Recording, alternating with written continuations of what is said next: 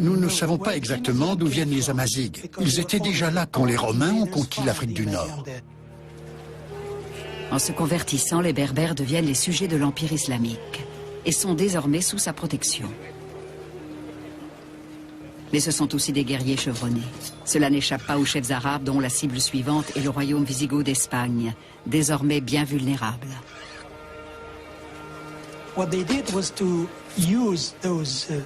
Les Arabes ont enrôlé les rudes guerriers berbères récemment convertis pour servir l'Empire islamique.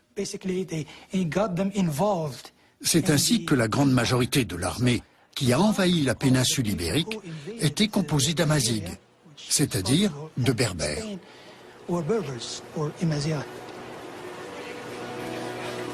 Un jeune guerrier récemment converti, Tariq ibn Ziyad, se retrouve à la tête d'une armée de 7000 hommes lors de l'invasion de la péninsule ibérique. En 711, moins d'un siècle après sa naissance, l'islam franchit les 14 kilomètres du détroit de Gibraltar qui sépare l'Europe de l'Afrique du Nord.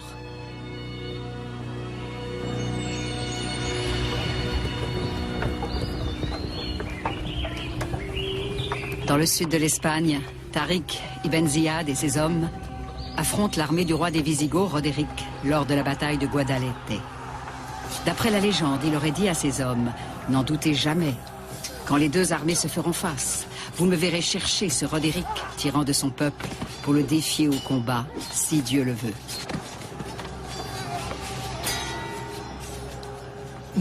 Personne en fait ne sait exactement ce qui s'est passé. La plupart des historiens musulmans parlent de 12 000 soldats musulmans qui auraient en un rien de temps défait 100 000 Visigoths. Il est vrai qu'ils ont été battus, de cela on est sûr, mais on n'en sait pas plus. Après cette bataille entre les armées musulmanes et chrétiennes, Tariq ibn Ziyad prend figure de héros guidant son peuple vers de nouvelles terres.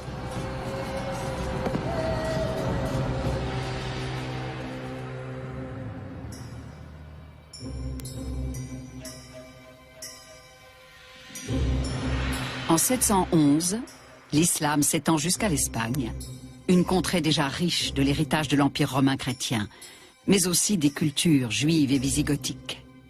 Les chefs musulmans y posent les fondations d'un nouveau royaume en Occident.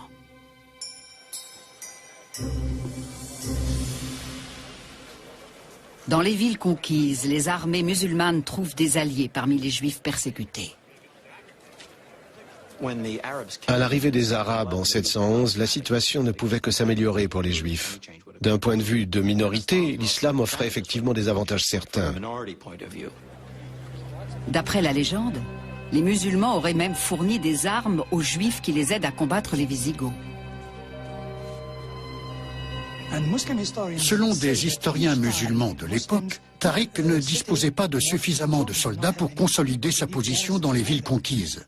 Il y installait des garnisons juives d'occupation jusqu'au retour des musulmans. En 732, presque toute la péninsule ibérique est contrôlée par l'Empire islamique. Le nouveau territoire est appelé Al-Andalus. Durant les décennies suivantes, les marchés d'Al-Andalus deviennent des lieux de rencontres, animés, où les cultures se mélangent. Berbères et Arabes partagent leur territoire conquis avec les populations chrétiennes et juives. La dynamique de la conquête musulmane a touché de vastes territoires et par voie de conséquence, d'importantes populations non musulmanes. Or pour elles, l'islam avait des côtés très séduisants. Conformément aux lois musulmanes, les juifs et les chrétiens obtiennent le statut de dhimmi. En arabe, ce terme signifie les protégés. Dans l'esprit des musulmans et selon le Coran, il faut respecter tous ceux qui appartiennent aux religions du livre. Dans les faits, cela se traduit par le droit de pratiquer sa religion. Les juifs et les chrétiens peuvent donc observer leur religion sans crainte de persécution. Mais ils doivent se soumettre à l'autorité musulmane et payer un impôt en échange de cette protection. Ironie de l'histoire, ce sont des tensions politiques et religieuses au sein même de la communauté musulmane qui posent problème aux souverains d'Al-Andalus. La menace politique ne provenait pas des minorités, mais d'autres musulmans. Une fois la dynastie en place et l'ennemi chrétien défait, le camp des vainqueurs a commencé à se fissurer. Sont alors apparues des factions arabes et des factions berbères. Les Berbères, longtemps traités comme des citoyens de deuxième classe, se révoltent contre l'aristocratie arabe. Profitant du chaos, une figure apparaît. C'est un prince descendant de la dynastie des Omeyyades. Il a échappé de justesse à Damas, au massacre perpétré contre sa famille. Il s'appelle Abdelrahman. Abdelrahman a, au sens propre du terme, couru et nagé pour échapper à la mort. Après de nombreuses aventures, il a réussi à quitter la Syrie pour l'Égypte, puis l'Afrique du Nord, dont sa mère berbère était originaire. Grâce à sa famille, il a pu atteindre Al-Andalus.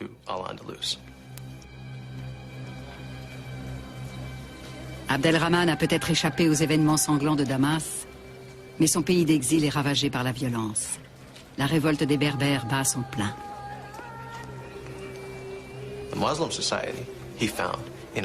La société musulmane d'Al-Andalus était secouée par d'importants conflits entre des factions rivales.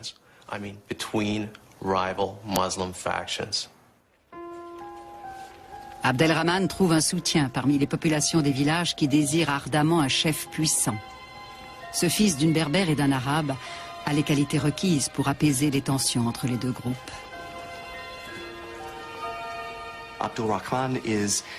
Abdelrahman était en mesure de rassembler des dissidents pour contrôler l'Espagne musulmane. Il a fomenté une rébellion, plus même une révolution, ce qui, il est vrai, n'était pas très difficile dans le trouble de ces premières années de l'Espagne musulmane.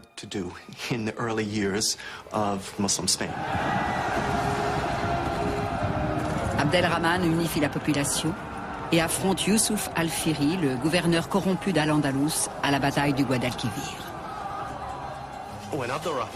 À l'arrivée d'Abdelrahman en Espagne, le gouverneur et les détenteurs de postes importants n'étaient pas franchement ravis.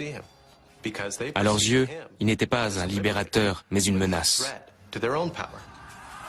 Il défiait directement leur autorité. Il les a effectivement tous écrasés, systématiquement.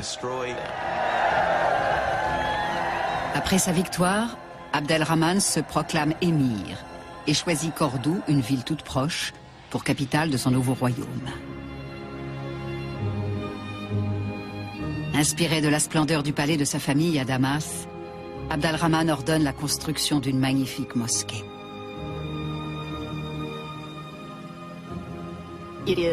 À l'époque, la mosquée était l'un des plus grands bâtiments au monde. Elle avait été construite sur le site de la principale église chrétienne de Cordoue. Cette mosquée respire l'histoire. En même temps, ces magnifiques arcs à 2 étages en briques rouges et pierres blanches attirent le regard vers le ciel et lui confèrent une dimension spirituelle évidente. Pour le 8e siècle, c'est incroyable. Le mihrab est une niche qui indique aux fidèles en prière la direction de la Mecque. Richement orné, il amplifie également les paroles de l'imam pendant la prière. La mosquée de Cordoue a été construite par des artisans byzantins, au premier chef un maître d'œuvre de Constantinople. Outre sa compétence, il a aussi apporté des caisses entières de petites mosaïques en verre, introuvables en Espagne.